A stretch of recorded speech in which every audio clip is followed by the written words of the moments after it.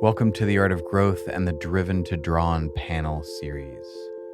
Driven is impulse. Drawn is intention.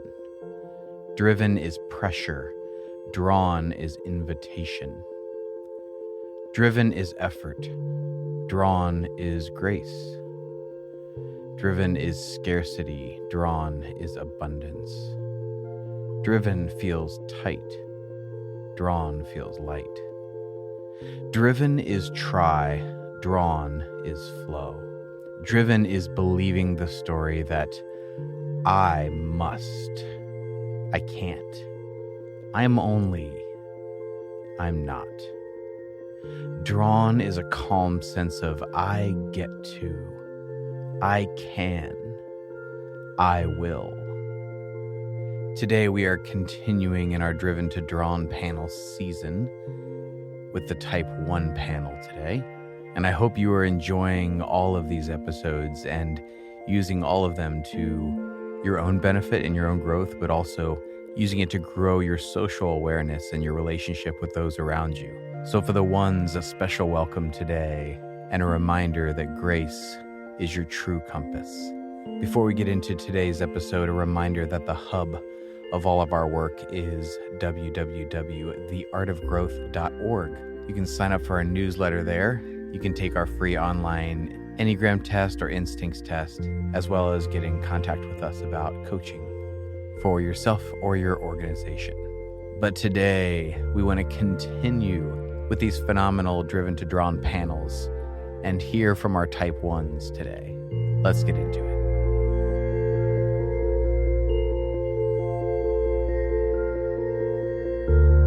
All right, well, welcome to the Type 1 panel. I am so thrilled to be with each of you. We are doing this season on Driven to Drawn, and I'm looking forward to hearing from each of you how that works out in your life. But before we do that, I'd love to get to know you a little bit more. Why don't you start by introducing yourself and telling us where you are from? My name is Carrie, and I'm from Santa Cruz, California. My name is Steve, and I am from Fort Collins, Colorado. My name is Amber, and I'm from New York, New York. My name is Lynn, and I'm from Illinois. All right. Well, welcome to each of you. We are really working at figuring out what does this all mean. So this is an experiment. None of us have the solid answer on what it looks like for you or for me, for any of us to be driven. We're starting to poke at it, understand a little bit more. We can see the drivenness a little bit easier, I think, for most of us than we can see in the drawnness in ourselves. We're defining drivenness, and this needs to be clarified because for some people, they say, well, don't you sometimes have to drive to get stuff done?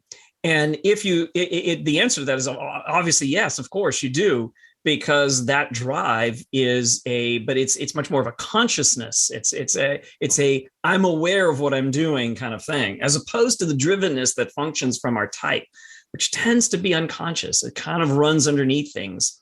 And that's the reason why it can be a problem to us. Versus drawn is more of the aspirational piece. It draws us to something, to our higher side, to the light that is ours to shine. And so those are the way we're defining the difference between drivenness and drawn. So I'd love to hear from you. What does it look like for you to be driven? What does it feel like internally? And what are you doing behaviorally? For me, being driven is not necessarily a good thing, because being a Type 1, I feel like I'm already really concerned about making sure that things are just right, and that I have met all of my expectations, or the expectations that are put on me, a lot of shoulds. And so to be driven feels in my body like it almost can make me anxious when I have a lot of things to do and I want to do everything just exactly right. And so I have I can start to feel myself just rise within my body, like, getting anxious. Yeah, I can appreciate Lynn's. For me, when I feel like I'm in that driven mode, I feel a tension in me, which unfortunately, I probably carry that so much that sometimes I don't know when I'm tense and when I'm more loose, but I feel like there's a tension and my body feels more tight and restricted. And for me, I always feel this need to do things when I'm in drive mode because I have to do them. I should do them, not because I want to do them, but I can't relax until I get them done. And then the other thing that, I put down examples here, like for me, getting some kind of exercise each day, making my bed, making sure everything's in order when I leave for work. So when I come home, it's in place. And then the other thing I thought, when I feel like I'm driven, I energetically feel like I'm functioning just ahead of my body. Like I'm just two steps ahead. I'm not in my body. I'm not present. And that's when I have most of my accidents, is when I am so this way, as opposed to sitting in it when I feel a sense of peace and calm. It's very interesting. You're, I like that. You're ahead of your body. That's interesting. Yeah, the way that I phrased it was, I feel driven to be responsible. It's super hard for me to relax when I have an unfinished checklist. When I know that there's things on that list, it's so hard for me to let go and be present to anything else that's around me. Like fun takes a backseat to that checklist. My relationships take a backseat to that checklist. And then if I'm not really, really purposeful, my self-care takes a backseat to that checklist. And so I'm driven to finish everything. And this mantra that goes through my mind is, if I get it all done, I can finally relax. And then I wake up tomorrow and I have another checklist. And so the question I keep asking myself, and I get resentful by type at times, is, when am I finally going to be able to relax and have peace? It's like pieces like pieces of the carrot on the end of that stick. And it's just like, you're chasing it. I hear you saying, yeah. Yeah. We've heard that from other ones, the whole, I can rest when the work is done and the work is never done. I think for me, it's whether or not it's a to-do list that I really don't want to do, or it's something that I really want to get done and succeed at. If I go into my driven mode, I can get hyper-focused. I get very self-focused, where I forget about other people in my life, and I'm just very tunnel vision. And like Lynn mentioned, the anxiety can kind of come in my body, and I'm not able to function at my best because my mind is just going at an incredible speed. And in the driven mode, I don't take time for balance. I don't take time for self-care when I just let it run the show. Even if what I'm going after is like a great thing, if I'm in that driven mode, it just becomes so hyper-focused and so tunnel vision. And if I'm drawn, it's an entirely different experience. Can you tell me a little bit more as to what is the driven trying to accomplish? What is that driven is trying to get to? Steve, you mentioned peace is one of the sort of carrots on that end of that stick. Maybe elucidate a little bit more on that. What does that look like? And what else are you trying to do through the drivenness? So I feel like the healthiest version of myself when I'm secure and I go to 7, because my wife calls it vacation, Steve. I like vacation, Steve, because when we go on vacation, there's nothing for me to fix. There's nothing for me to have to do. I'm not responsible for anything. If I'm in a hotel and something's broken, I don't care. It's not my house. I can look at it and it doesn't bother me. And so for me to be in a place of where I can feel free, where I feel like there's no weight of responsibility on me, is when that's where I want to be. That's who I want to be. And so, but I don't feel like I deserve to go there until my responsibilities are taken care of. It's this weight that's on me that makes me feel like I'm cheating the system or I don't deserve it.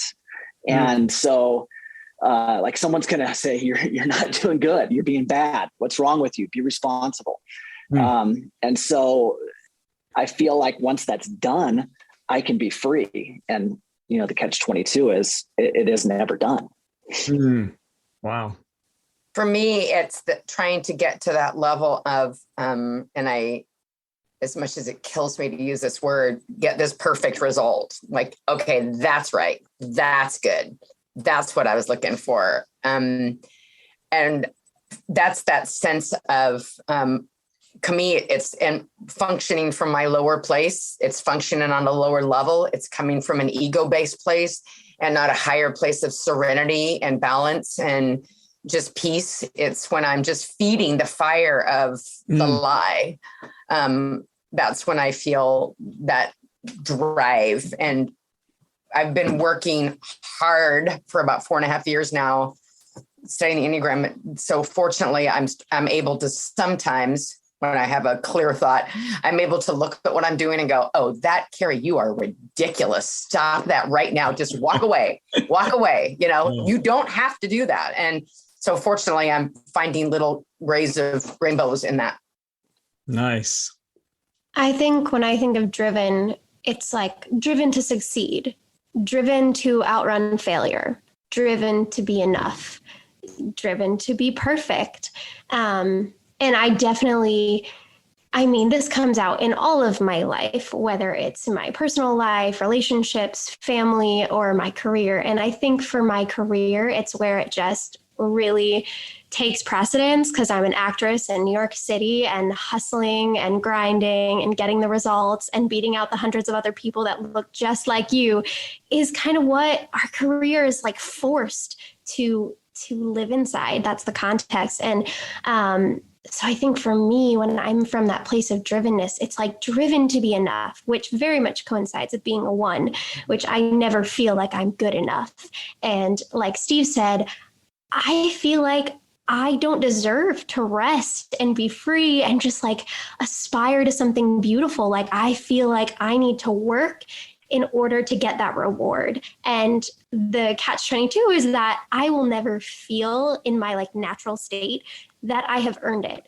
And so that's where I have to really like rewire my brain. Wow. Yeah. I think the emotional part that's the hardest for me from a perspective of being a sexual social 1 is that it's not so much about the things that I have to do and the checklists. It's a feeling of, I once heard it described as feeling as if you have all across the front of your body is outlets. And you have all these people that you want to plug in with and to keep connected with, for me, with girlfriends and with my children and my grandchildren and people from my church or other social active groups. And I just feel like I always have to make sure that all the plugs are connected to the people. And for me, that's emotionally draining, that I feel like it's my responsibility to reach out to all these people in my life. And so it's less a checklist and more just a feeling of, oh my gosh, I've got to connect with so-and-so, or I haven't seen my grandchildren in a week and, oh my gosh, I need to see them. And, and it's a need to, should to, from the social aspect of my type 1. Yeah, you hear that. Yeah, that makes a lot of sense. That's like the duty piece of it. It just shows up in a different realm depending upon your dominant instinct. So that makes a lot of sense, but it still puts you on the gerbil wheel. It's still like you're the gerbil gonna, when is it enough? When do you finally reach that point of being able to get off? I can totally, from a self-pres side, I can completely relate to what Lynn's saying, because I put that down as part of it. I feel like it's worse for me in the area of self-pres. Like, oh my gosh, I'm running out of vitamin C. I better get my supplements, make sure they're stocked. Did I take my vitamins today? Did I get some kind of movement? Where's my, did I sit down? It's just, did I take enough money out of my check to put in it's ridiculous. It's so grinding. If I walked away and didn't take my vitamins one day, I would be perfectly fine. But it's so ingrained in that self-pres instinct in me. Oh. Well, I think that's the main thing for me is when I'm driven, it's when the inner critic is hyped up. If I live in that drivenness, the inner critic gets to just run free and talk. Mm-hmm. And so it's like this choice to be like, no, I'm not going to let the inner critic keep speaking to me right now. I need to put the mute button on. Yeah. Yeah, I think driven, like the word picture that I got is kind of like a horse with blinders on. You can only see what's right in front of you, what you have to accomplish. And then when those blinders are taken off, you see a whole world around you that you didn't even know existed.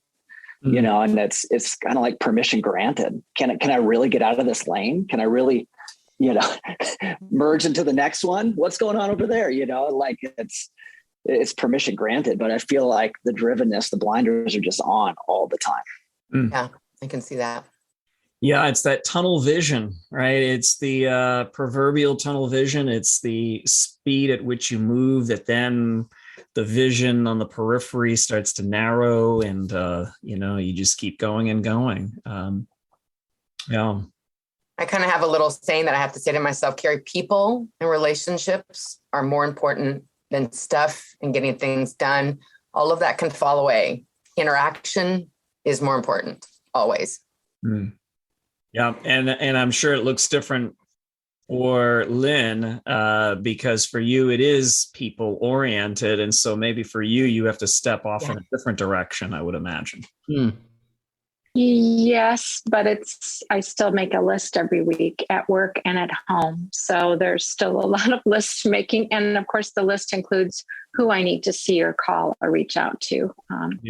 Part of that's what I do for my job, but part of it's also just who I am. So, yeah.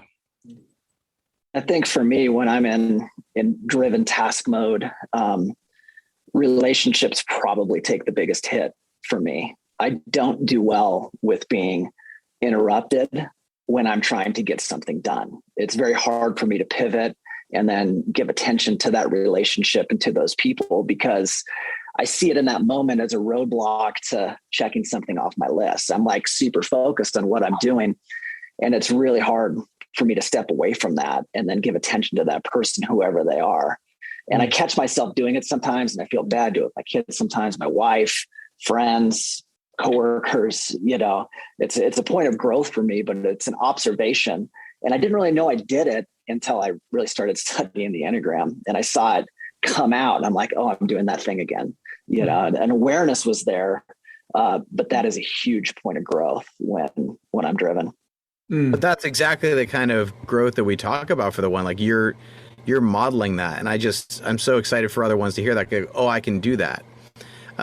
Because it is that, yeah, you're going to struggle with it, but you're in that work. You are, you're setting an example, even that moment of just being like, it's not all about the task, because for all of you, the task, either in specific word or in like word, that was the thing that kept coming up when we've used this word driven. It was like task. The task can take different forms, but that seems to be such an emphasis of what you all are, the language you're using is focused on. Yeah. I would love to ask a question of my other one mates here, but when I think about being responsible and getting things done, and you kind of get a reputation of being, and it's a total ego stroke when people go, oh man, if Carrie says she's going to do it, she will get it done and it'll be on time and it'll be great. And so you have this buildup in your head of this is who I am, and I can't let somebody down because I got to be known as that person, you know? Do y'all experience that? Sure do.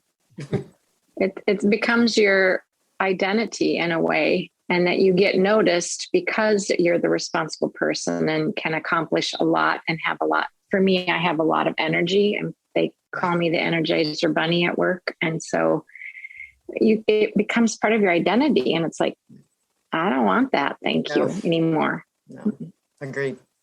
I think I kind of rail against the generalization of ones to be perfectionist, because while I want to be perfect, so yes, maybe I'm a perfectionist, that word creates so much pressure for me that I don't want others to think of me as a perfectionist, because I know they're going to point out where I'm not being perfect.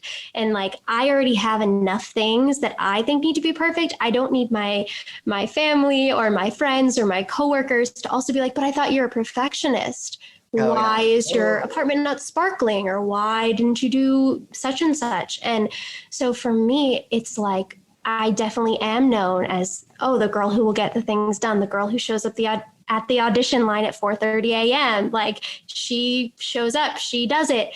But it comes with so much pressure. And I think one of the biggest gifts I've been given by people who are close to me is that they recognize that, and they're like daily reminding me to like give myself grace, to take a break. They're always trying to serve me in some way. And it's so hard for me to accept, but it's what I need. Yeah, that's great. Yeah, I relate to that. It's super hard for me to accept help. Oh, yeah. And it's a total pride thing, and it's a trust thing. Like, I don't think a lot of times other people can do as good of a job as I can. And so for me to release control to them and to trust them, because at the end of it, okay, let's say they don't do as good of a job.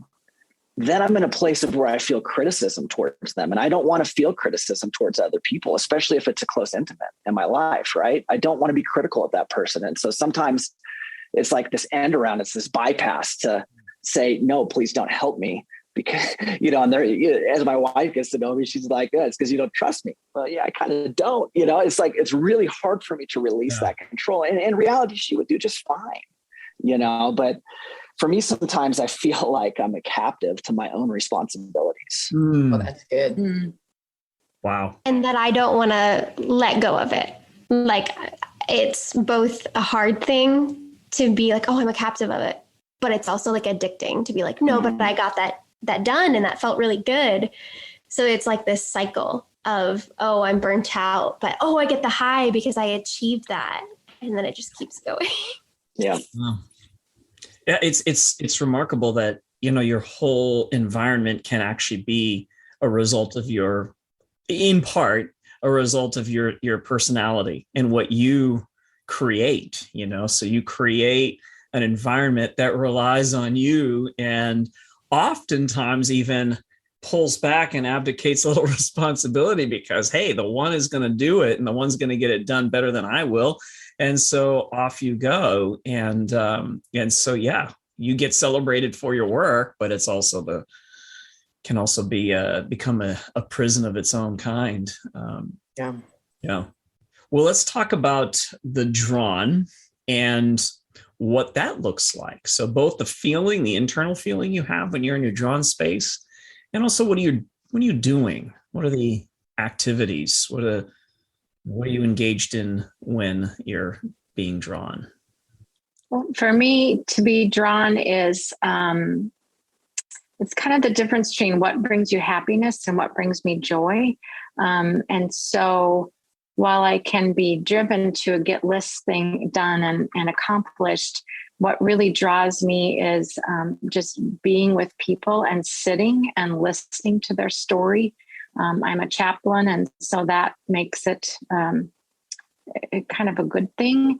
But I know I'm drawn to something when I come away and I'm either in wonder or awe or amazement, when I have that deep inner joy that just you don't get from completing a list. Anyway, I don't personally get that. It's just a whole different feeling than checking things off the list. I like that distinction. That's really a very interesting one. I want to think about a little bit more. A distinction between what gives you the quick, for you, you're describing it as happy, that quick, like, I got it because I checked off something off the list, or, someone said it was really well done, and that kind of, and then the joy that comes from someplace else, and it's a different experience and you're doing something different, but it seems deeper for you. So I really love that. Yeah.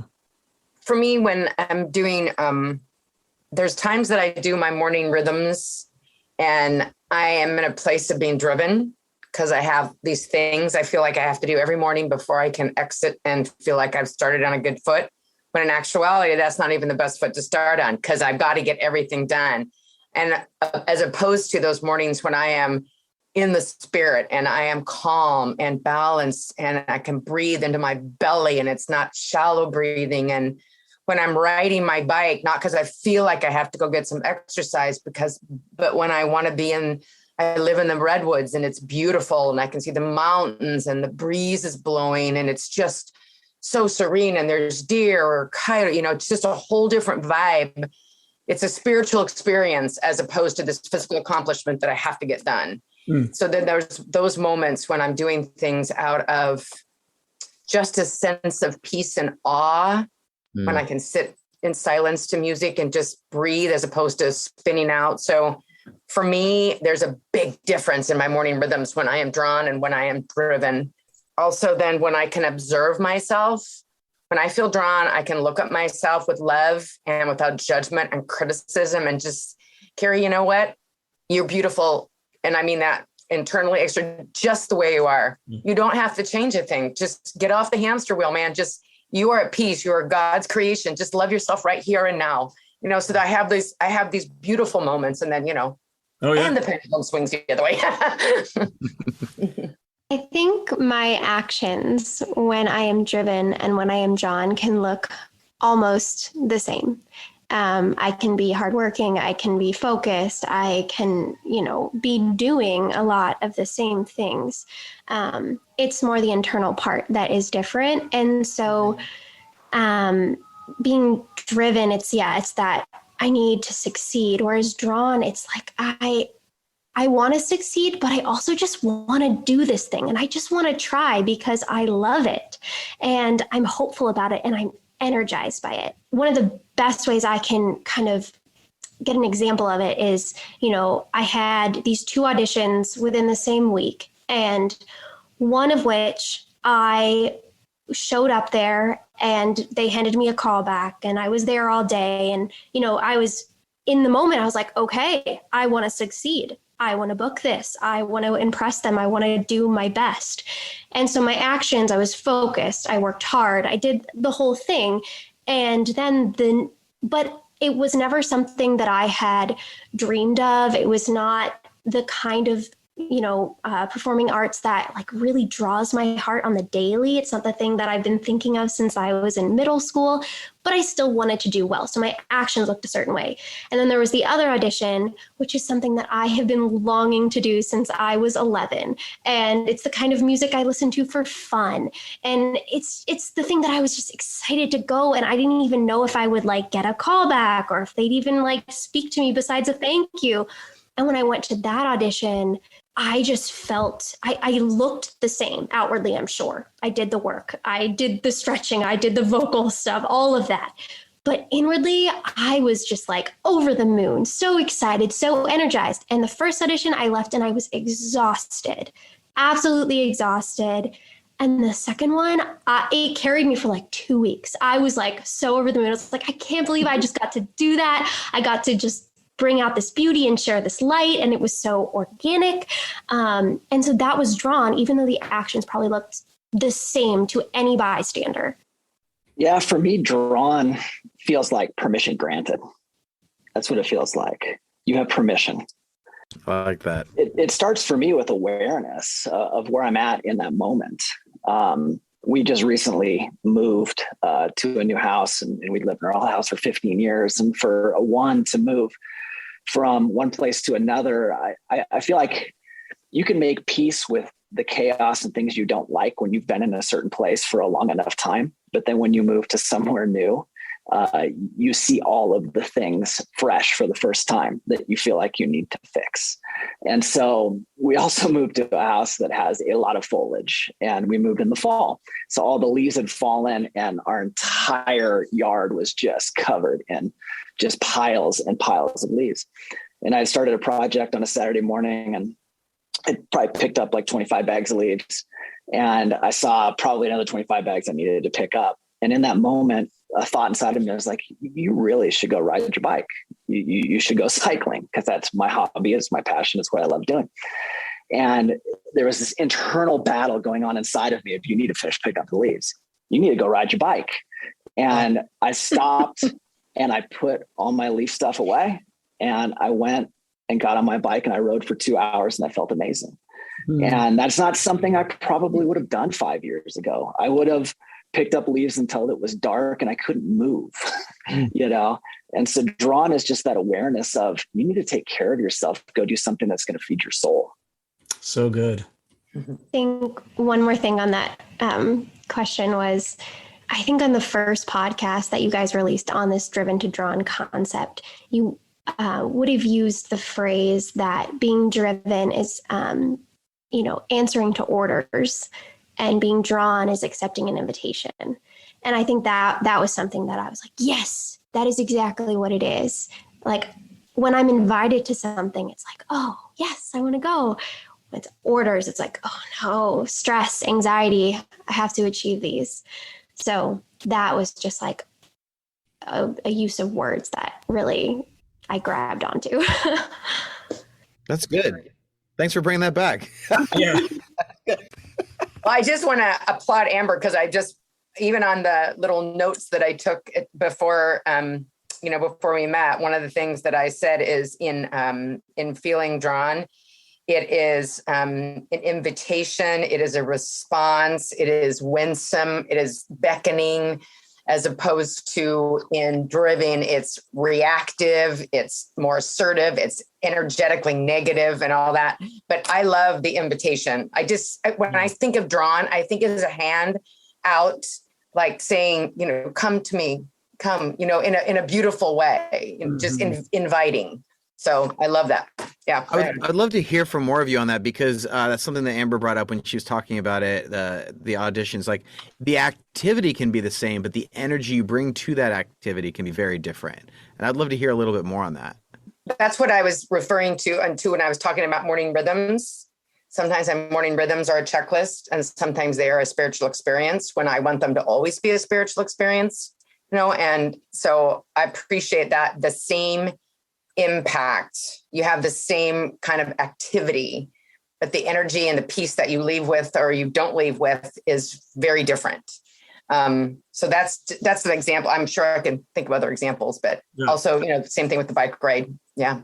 Well, then those are two different things. I mean, in one sense, it's like what Jim is saying, and what, echoing what Amber, you were saying about, it can be the same activity. It's just a different energy. And in some cases, like with Steve, it's like, no, that activity needs to end because there's something that you need to do. Right. So there's something there. And it's also, I definitely want to hear more about what Jim just asked about, particularly how it is that you can have the two same, you could be doing meditation or morning rhythms, and then it can be driven or it can be drawn. And same thing with Amber, what you were talking about, and maybe what is the difference? Can you articulate the difference between those two? One seems very present to the moment. The other one seems somehow not present to the moment, but maybe present to something else, the shoulds versus the wants, right? So there's a lot of really cool, like this versus that's happening in this podcast already, like the should versus the want, the orders versus the invitation. So I think with the audition thing, just to clarify, it's more of a distinction of knowing what's really in my heart. And with who I am and my faith, it's like what I believe like God put in me, and what is the desires on, like what are the desires of my heart, and being introspective enough and self-aware enough to know what those are. And then I realize my body and my mind and everything, it goes along with that. So it is more at ease. There is more freedom when it's something that truly has been in my heart versus just something that looks good on a resume and will pay me well. Like there's that distinction of just knowing what really matters to me and what makes my heart come alive. And then I think in a different way, answering Jim's question, I would think of just like a normal day I have, and say I'm going to work, I go to a dance class, and I have my evening routine. Some days that can be really rough, and it can be a drag, and it can feel tedious and driven. And other days, the same routine can feel really uplifting and full of freedom and ease.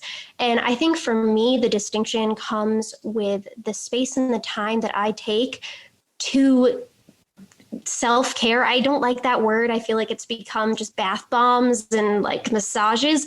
No, but just genuinely self-care, to check in with myself, make sure I do the things in the morning that matter to me, and set myself up for a different perspective for the day that can make the day more of a drawn scenario versus if I don't check in with myself, I don't prioritize things that give me life, it can become, oh, this is just a task. I got to get through it. And it's driven. And it's like the same routine. For me, it's the interaction, like the social interaction. Like an example would be a phone call that you have with somebody. Maybe that phone call is all about business. Maybe it's someone that you haven't caught up with for a while. And it feels kind of like a task to converse, to catch up, versus a call with someone that you connect on a deep heart level with, where you're vulnerable, where you share life. I have a dear friend in San Diego that we'll talk till like 1 a.m. and it feels like we've been talking for 15 minutes. And at the end of that, I'm not exhausted, I'm energized. And that doesn't happen often for me on phone calls. For me, it's the context of what's taking place and what is being impacted in my soul at that very moment. I don't know if this is, this is just kind of what I'm feeling like. I give the example of Saturday chore day that I wake up. I live alone. So, and my house is, I'm one of those people who identifies as one who is very neat, very orderly. That gives me peace and everything's, I'm the person, unfortunately, who sees the rug and it's slightly off the line and I'll kind of straighten that. And sometimes I know it's ridiculous and I won't, right? I'll just walk by, go and stop it, Carrie.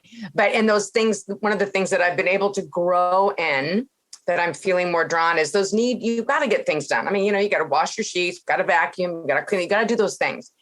But in our unhealthy side, we can do that until it's dinner time. And there's always another project. Like I worked inside, now I got to go outside and I've got to sweep the leaves and do that kind of stuff. And so I've been getting to a place now where I know that because I get up really early and I've been up and going since 6 o'clock, working, doing stuff. And it's noon now and I've been going the whole time. And I can step outside of myself and look at myself and say, that's a good day. Let's just stop now. It's Saturday. Let's go play. What's fun? And to put the actual draw the line, to Steve's point of doing all the leaves or going for a beautiful bike ride. What is that? When you can look at that and say, I can see this drive inside of me, but I'm going to love myself enough to go, that's a good day's work. Let's call it. It'll be there later or whatever. So that's kind of my part of my growth path for me. Yeah. For me, it's the acceptance of good enough. Yes. Amen. Mm-hmm. That phrase makes me cringe, but applause. Well, isn't it funny? Like it does both to you. Both of you, like it both has the appeal and the cringe, right?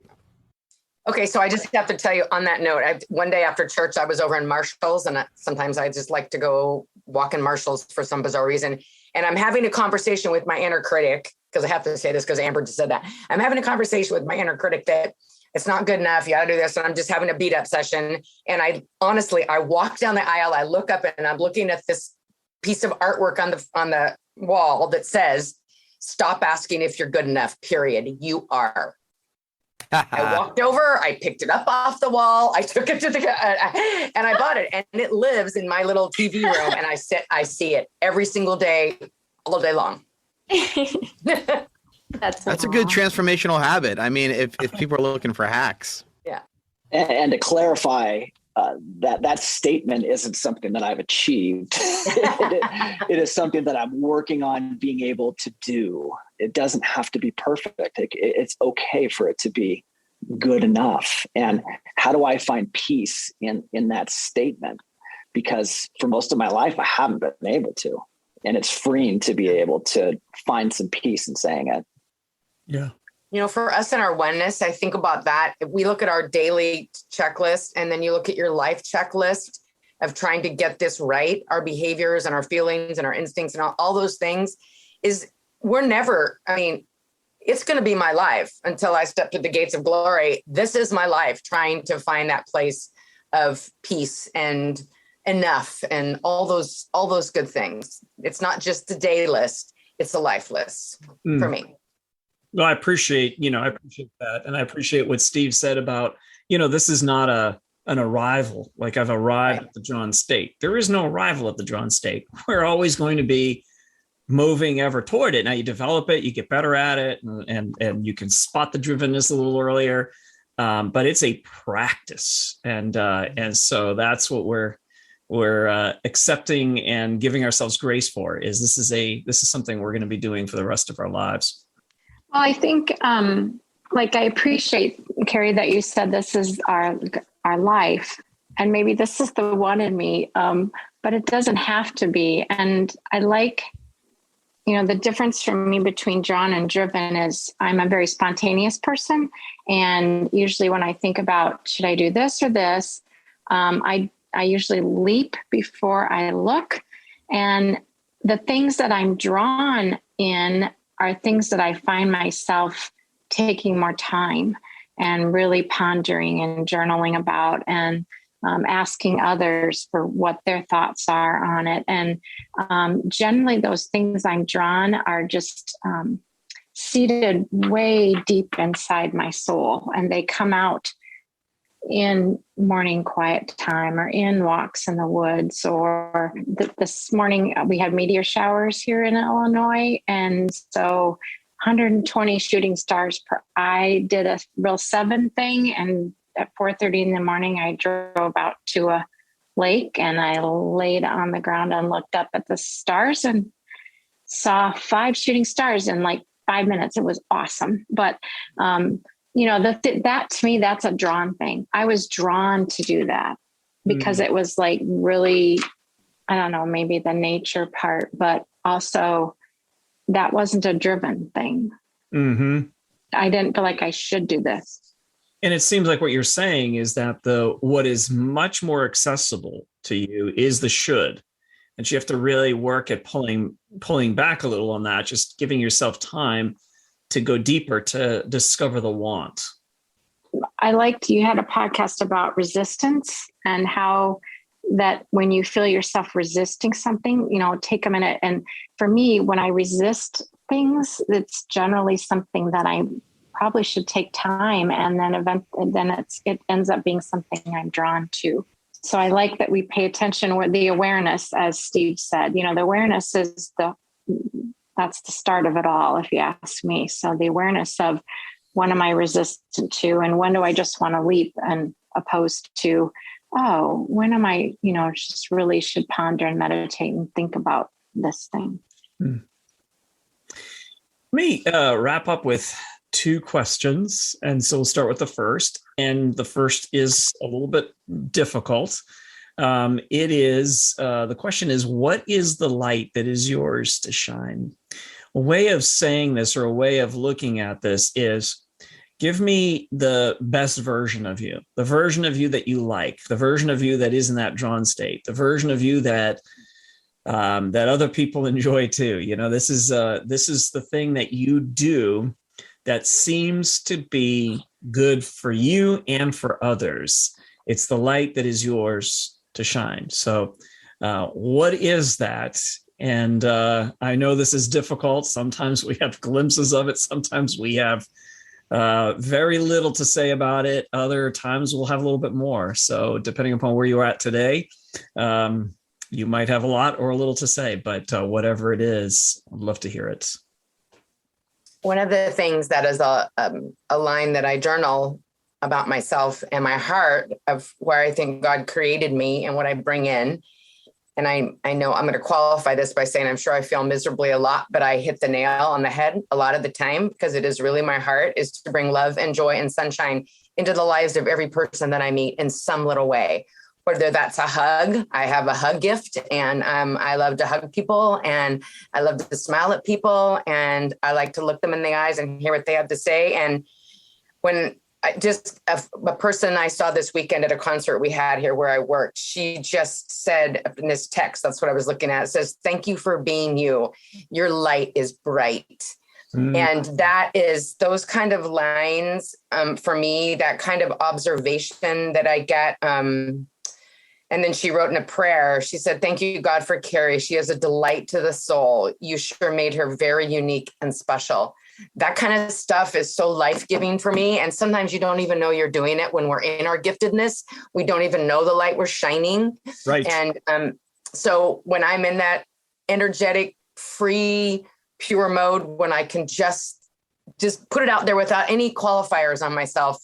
That's what I think I bring to the world. Awesome. Awesome. It is the hardest thing. It's so easy to say, what's the darkness you sometimes contribute to the world? You'd be like, well, that's easy. Where would you like me to begin? Yeah. But when it comes to the thing that we do naturally, that's the more difficult thing, because it flows. When it flows, you're not self-conscious about it. When you're looking at your badness, you're very self-conscious about it. And so it is more difficult, but well done. That sounds beautiful. Yeah, kind of along those lines. I had a really good friend of mine that just recently lost his wife suddenly, like totally unexpected.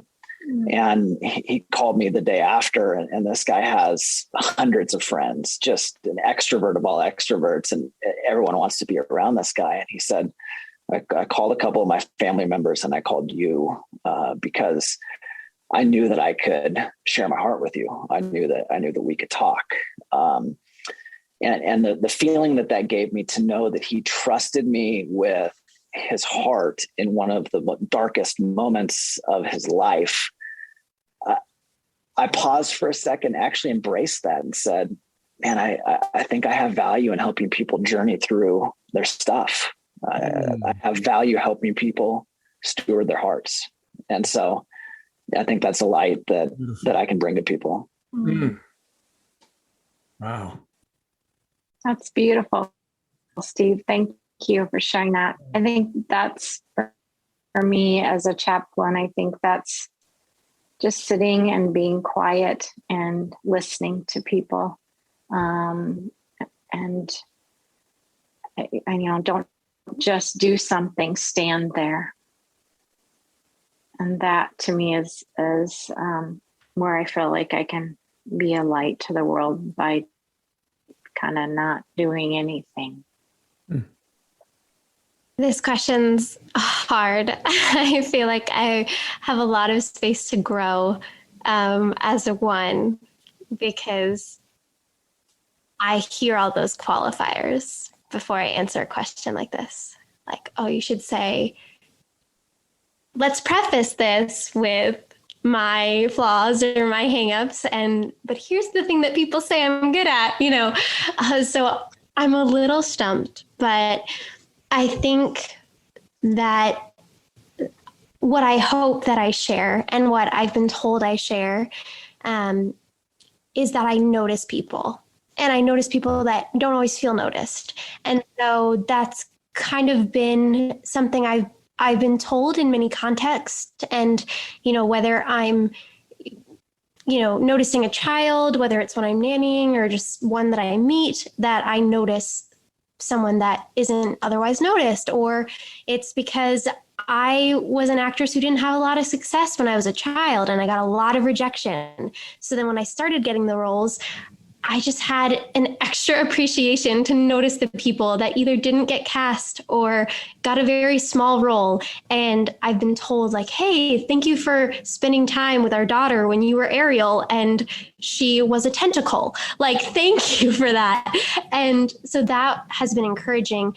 I think since COVID and since not having a big chunk of my career and it's just taken away, which is a big way that I show light, is by being on stage and connecting with people and sharing stories and interacting with people in that context. I've lacked a lot of that purpose. And so a lot of the inner critic and the negative side has just really had a field day the last 2 years, because one of the biggest ways I share light is through storytelling, is through singing, is through connecting with audiences and people after shows. And so that's been something that I've been missing. And I've been aching to share joy and share stories and make people feel noticed, whether it's eye contact because I'm on the bandstand and I can look at some elderly man when I'm singing a song, that he might know. And so that's been something that I've been I need that. And I think that's why I know that's the light I share. And that's kind of the context I do it really well in. Good. Good. It is. Thank you. You did really well. I mean, all of you, this is hard. And so, but to keep going to that is so important because it helps you to aim at the thing you want to be versus trying to not be something. So thank you. Last question for each of you is, how can those who know you, love you, help you in this process of moving from your driven to your drawn self? There'll be people out there asking that question, like, I know a one, they're in my life. I would love to be able to. So we want to give them some answers. That is really tough. Really tough. Leave me alone. Is that the answer? No. So what about grace? One of you had mentioned that, like, someone showing me grace was really helpful to me. I had a friend say to me one time, after I was talking about how I failed at something, he just looked me in the eyes and says, Steve, I think you're harder on yourself than anyone I've ever met. And he didn't say it in a critical way, he said it in a compassionate way, to like, what you're seeing in you, no one else is noticing. They're not seeing those flaws, and it's kind of, if I'm holding myself to a standard that nobody else is holding me to have someone come into my life like that and say, it's okay, you're just fine. I think for a one to hear that they're good enough, and then to invite them, give them that permission to have fun, I think is huge. Just to feel that and to embrace the freedom of just having fun and letting go of responsibility. And that's okay. It's okay. Mm. Awesome. I think for me that the sort of the grace of, it's okay to screw up. Everybody makes mistakes, Carrie. Good grief. You're never going to do everything right every single time. And I'm even getting it better like that. When I would knock something over, you're grinding coffee and you knock it in the counter and go, whoops. Well, I would have at one point going, oh my gosh. So just having those people in your life that see you and how hard, like Steve says, I totally relate to that you are so hard on yourself, that to learn to encourage you to be gentle, and you don't have to do it all, and you don't have to finish it all, and you don't have to order it all, and you don't have to save everybody. You're okay. You do your work, we'll do ours, and let us come alongside and help you. So to not be so hard on myself in a loving way, to encourage me. I think I agree with both of you. I think another way that I have found to be helpful is someone lovingly imposing balance on me, because I can be told, you're good enough, give yourself grace. I'm told that all the time, and I need to hear it.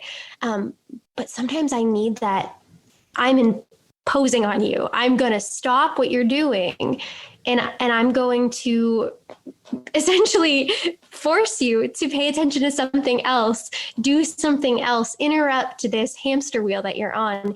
And that recently happened. I was preparing for something that I had on my plate, and I was going to take the train in the morning to go and do this thing. And I was like, I had prepped for 2 weeks for it, but still the night before, I didn't want to rest. I didn't want to take balance. And my fiance was like, hey, I'm driving down to New York, and we're going to have dinner, and you can go to bed as early as you want, but I think that this could be really great for you to have a little balance and not stress about it because you've prepped.